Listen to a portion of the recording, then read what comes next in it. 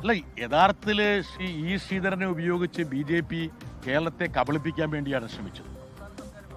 സംസ്ഥാന സർക്കാരിന് അത് വിശ്വാസം ഉണ്ടായിരുന്നില്ല. എന്താ കാരണം എന്ന് വെച്ചാൽ, റെയിൽവേ മന്ത്രി ഹൈസ്പീഡ് റെയിൽവേക്കുള്ള അനുമതി നൽകിയെന്ന് ആരാ പറയേണ്ടത്? റെയിൽവേ അല്ലേ പറയേണ്ടത്.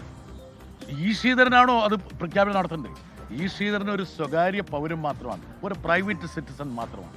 പക്ഷെ ആ പ്രൈവറ്റ് സിറ്റിസന്റെ പ്രഖ്യാപനത്തെ ഒരു മന്ത്രിയുടെ അല്ലെങ്കിൽ സർക്കാരിന്റെ പ്രഖ്യാപനത്തോട് നമ്മൾ താരതമ്യം ചെയ്തുകൊണ്ട് കേരളത്തിൽ ചർച്ച ചെയ്തു എന്നുള്ളതാണ്. പക്ഷേ നമ്മുടെ നിലപാടെന്തായിരുന്നു? പ്രഖ്യാപിക്കട്ടെ ഏതെങ്കിലും രൂപത്തിൽ, അത് നഗരവികസന മന്ത്രാലയത്തിന്റെ രൂപത്തിലോ അതല്ലെങ്കിൽ റെയിൽവേയുടെ രൂപത്തിലോ കേരളത്തിന്റെ ഗതാഗത പ്രതിസന്ധിക്ക് പരിഹാരം കാണാൻ വേണ്ടിയിട്ടുള്ള നടപടികൾ ഉണ്ടാകട്ടെ എന്നുള്ളതായിരുന്നു നമ്മുടെ നിലപാട്. പക്ഷേ അക്കാര്യത്തിൽ പോലും കേരളം കബളിപ്പിക്കപ്പെട്ടു എന്നുള്ളതാണ് ഏറ്റവും ദൗർഭാഗ്യകരമായിട്ടുള്ളൊരു കാര്യം.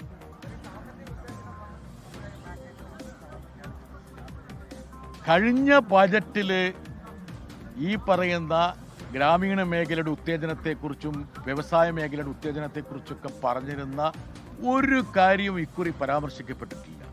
എല്ലാ രംഗത്തും സമസ്ത തലത്തിലും സർക്കാർ പരാജയപ്പെട്ടു എന്നുള്ള കാര്യം അവർക്ക് ബോധ്യമായി. എന്തുകൊണ്ടാണ് ഡോളറിനെതിരെ രൂപ കൂപ്പുകുത്തുന്നുള്ള കാര്യം പോലും ധനമന്ത്രി ഒരു വാക്ക് പോലും പറഞ്ഞില്ല.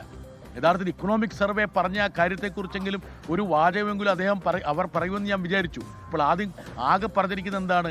അതായത് വിദേശ നിക്ഷേപകരുടെ ആത്മവീര്യം കരുപ്പിടിപ്പിക്കാൻ വേണ്ടി ഡേറ്റാ സെന്ററുകളിൽ നിക്ഷേപിക്കുന്ന വിദേശ കമ്പനികൾക്ക് 2047 വരെ നികുതി ഇളവ് കൊടുക്കുമെന്നാണ്.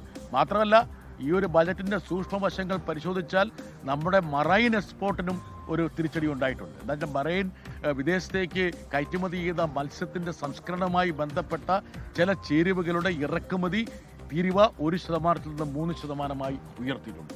അങ്ങനെ സമസ്ത തലങ്ങളിലും കേരളത്തെ പ്രതികൂലമായി ബാധിക്കുന്ന ഒരു ബജറ്റാണ് ഈ തെരഞ്ഞെടുപ്പ് വർഷമായിട്ട് പോലും നിർമ്മലാ സീതാരാമൻ അവതരിപ്പിച്ചിരിക്കുന്നത്. ലോകത്തെവിടെയായാലും ഏത് സമയത്തും 24 വാർത്തകളും ഓഗ്മെന്റഡ് റിയാലിറ്റി പാക്കേജുകളും എക്സ്പ്ലെയിനറുകളും വിശദമായി കാണാൻ ഞങ്ങളുടെ യൂട്യൂബ് ചാനൽ നിങ്ങൾക്ക് സബ്സ്ക്രൈബ് ചെയ്യാം.